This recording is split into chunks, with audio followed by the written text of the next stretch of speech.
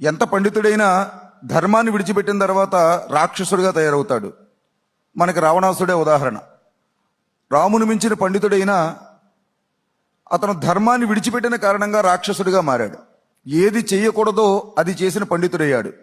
అందువల్ల పూర్వం నుంచి కూడా మన పెద్దవాళ్ళు అంటున్న మాటను మనం మర్చిపోకూడదు.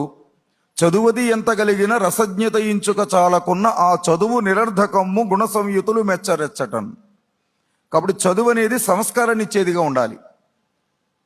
సంస్కారం లేనప్పుడు ఆ చదువుకి శోభ కలగదు.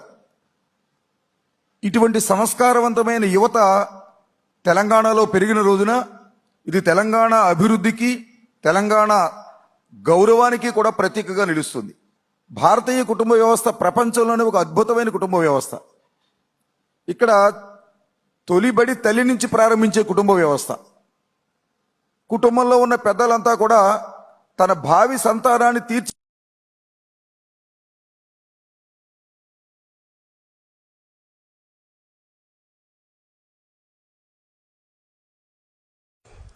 శ్రీకృష్ణదేవరాయల కాలంలో అరబ్ వ్యాపారులు గుర్రాలు అమ్మడానికి వచ్చి మాకు ప్రార్థనా స్థలం లేదు అని అడిగితే ఆయన మస్జిదులు నిర్మించి ప్రార్థనలు చేసుకునే అవకాశం కల్పించారు. ఎందుకంటే ఈ దేశ సంస్కృతికి ఇన్సెక్యూరిటీ, అభద్రతా భావం లేదు.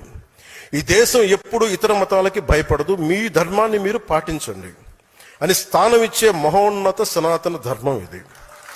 కానీ ఆ సహనాన్ని బలహీనతగా భావించి ఆ సంస్కృతిని మేము చంపేస్తాం, ఆ సనాతన ధర్మాన్ని నలిపేస్తాం, నశింపజేస్తాం అంటే అది మీరు ఈ నేల స్వభావాన్ని అర్థం చేసుకోకపోవటమే.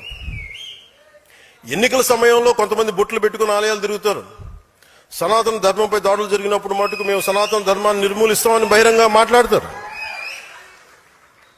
ఎవరైనా అంటే మీరు ఎన్నికల సమయంలో అసలు ఒక్కరు మాట్లాడరు, అప్పుడు మాట్లాడరు సనాతన ధర్మం గురించి. ఎందుకంటే ఓట్లు పోతాయి. అయిపోగానే మొత్తం పదవుల్లోకి వెళ్ళిపోయి అసెంబ్లీలోకి వెళ్ళగానే ఇప్పుడు మాట్లాడతారు మళ్ళీ.